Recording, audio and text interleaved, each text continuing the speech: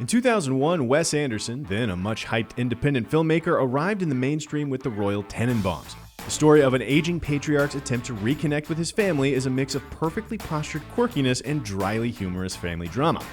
In 2008, Rian Johnson, then a much-hyped independent filmmaker, also got a chance to work with a bigger budget on The Brothers Bloom, the tale of legendary sibling conmen. And if you like the idiosyncrasy of the Tenenbaum family, you'll love the charming grifters of The Brothers Bloom.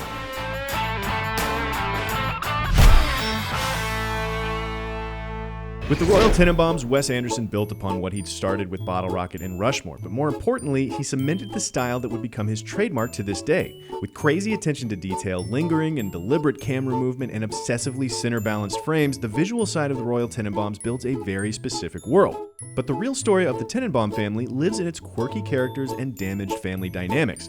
From Gene Hackman's washed-up royal looking to make amends, to Luke Wilson and Gwyneth Paltrow's adopted sibling romance, and Owen Wilson's Eli Cash, an aspiring Tenenbaum coming apart at the seams, these characters are all steeped in eccentricity, from their costumes to their behaviors, but manage to also be grounded and relatable. The heart of the Royal Tenenbaums, though, lives in all the fractured familial relationships. When Royal decides to insert himself back into the family, the effects are varied and wide-reaching, with each character in the movie feeling the impact in a different way.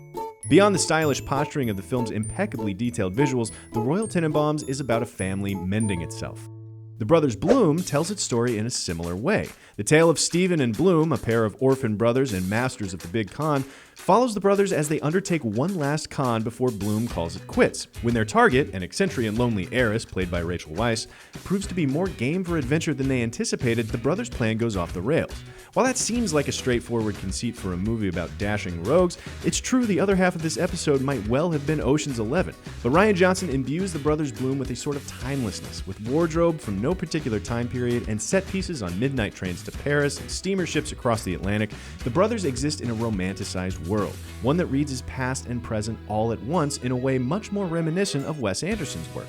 Structurally, the films are similar as well, opening with a narrated prologue establishing our main characters' childhoods and breaking their story down into sections, chapters for the Tenenbaums and steps for the brothers. Rian Johnson also uses long tracking shots to go in and out of scenes, shots that sweep past detailed background players that tell stories all in their own right. But like the Tenenbaums, the real story of the Brothers Bloom isn't in their con, but in their strained relationship. While Stephen, the older brother, has always sheltered his kid brother Bloom, going all the way back to their time as orphans, Bloom is tired of always playing a part in Stephen's cons. You want an unwritten life? I want an unwritten life.